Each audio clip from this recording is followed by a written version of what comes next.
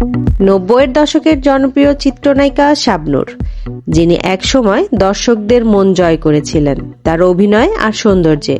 এবার তিনি মুখ খুলেছেন নিন্দুকদের উদ্দেশ্যে।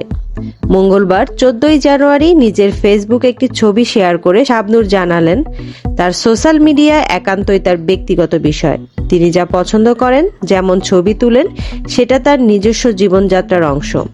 শালীনতার সঙ্গে গঠনমূলক সমালোচনার জায়গা থাকলেও আজেবাজে মন্তব্য একদমই কাম্য নয়। তিনি আরও বলেন, আমার পোস্ট করা ছবি বা ভিডিও কারো পছন্দ না হলে শালীনভাবে সমালোচনা করুন বা আমাকে ফলো করা বন্ধ করুন, কিন্তু অশ্রদ্ধাজনক মন্তব্য থেকে বিরত থাকুন। শাবনূরের ভাষায়, আমি কি পরব, কেমন থাকবো তা সম্পূর্ণ আমার ব্যক্তিগত বিষয়। ডিজিটাল যুগে এসে কেউ যদি আমাকে আড়ালে চলে যেতে বলে, সেটা হাস্যকর। আমি আড়ালে যাব কি প্রকাশ্যে থাকবো, সেটা আমি নিজেই ঠিক করব।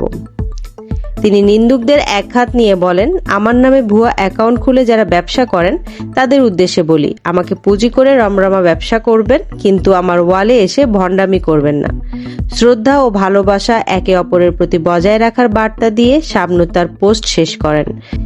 চাঁদনি রাতে সিনেমার মাধ্যমে শাবনূরের চলচ্চিত্রে যাত্রা শুরু এবং প্রয়াত নায়ক সালমান শাহর সঙ্গে জুটি বেঁধে রূপালী পর্দার সফলতার গল্প লিখেছিলেন।